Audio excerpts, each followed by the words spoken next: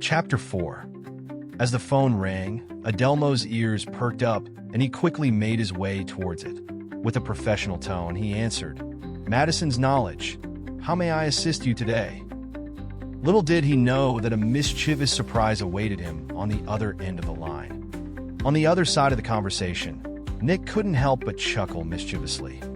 In a playful manner, he responded, "Hey there, I'd like to place an order for 1,000 books, please." The mischievous glint in his eyes was evident even through the phone. Adelmo's eyes widened in disbelief as he recognized Nick's voice. Realizing it was his friend, he couldn't help but let out a sigh of relief. "Dude, don't do that," he replied, a mix of amusement and caution in his voice. Nick's laughter echoed through the phone as he reassured Adelmo, "Relax, I'm just messing with you." Adelmo couldn't help but join in the laughter, but he couldn't resist adding, "You know, a real order like that would bring in a fortune." Nick, curious, asked, "Have you ever had an order for that many books?" Adelmo paused for a moment, contemplating, before responding, "I guess not." "Well, in that case, please don't get my hopes up like that." Nick, always the generous friend, offered, "Not like you're hurting for money, dude. Even if you were, you can always ask me for some help." Adelmo smiled and said, "I know, and thanks.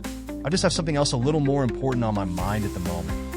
Nick, ever curious, replied with an excited tone, "Oh yeah, do you have another trip to take? Can I come?"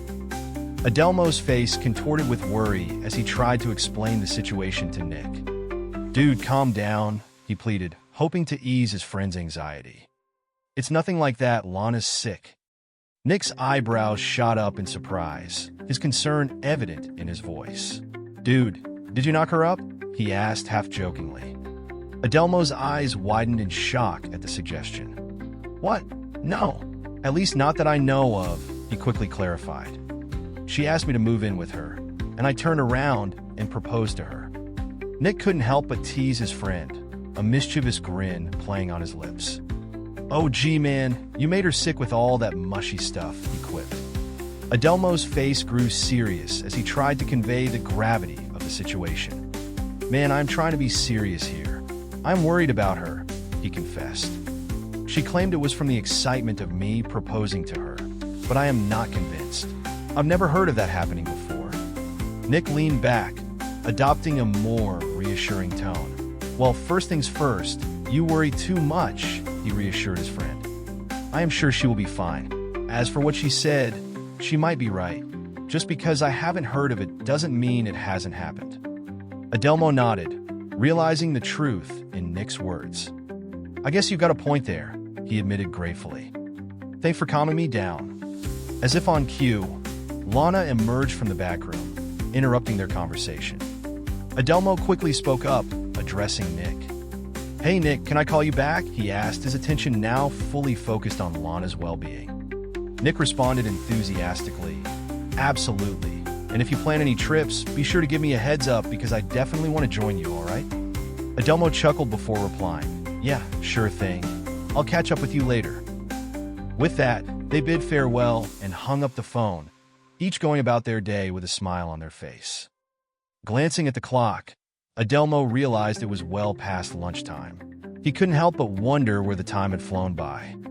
Lost in his thoughts, he approached Lana and inquired, "Are you all right?"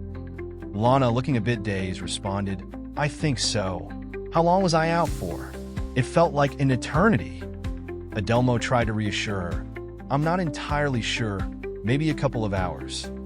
Lana expressed her doubts. "Maybe I shouldn't have come in today. I thought I could handle it, but now I'm not so sure." Adelmo comforted her, "Don't worry. Take care of yourself. I've got everything under control here." Lana's eyes filled with regret as she apologized. "I'm so sorry. I really did try. I didn't mean to disappoint you." Adelmo reached out to her. "It's all right, baby. Your well-being comes first. Don't push yourself too hard." Lana lowered her gaze and confessed, "I didn't want to let you down. I thought I could handle it all." Adelmo reassured her, "You're not letting anyone down. Take a break, regroup, and come back when you're ready. I'll be here to support you every step of the way." Adelmo's heart ached as he tightly grasped Lana's hand, his voice filled with reassurance as he spoke. Darling, you have never let me down, and you never will. Please don't ever doubt yourself. You are absolutely perfect just the way you are. There's no need for you to constantly strive so hard, because you already have me by your side. A gentle smile formed on Lana's face as she replied, her voice tinged with vulnerability. I know, but I can't help but fear losing you. Adelmo's response was immediate, his voice filled with conviction. You have no reason to worry about that, my love. I am here to stay. Adelmo pulled Lana into a warm embrace, holding her tightly against his chest. With a tender tone, he whispered, Go home, my love, and take care of yourself. That's all that matters right now.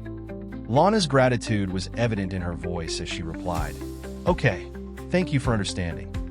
Knowing Adelmo's words of encouragement and reassurance brought a sense of comfort to Lana.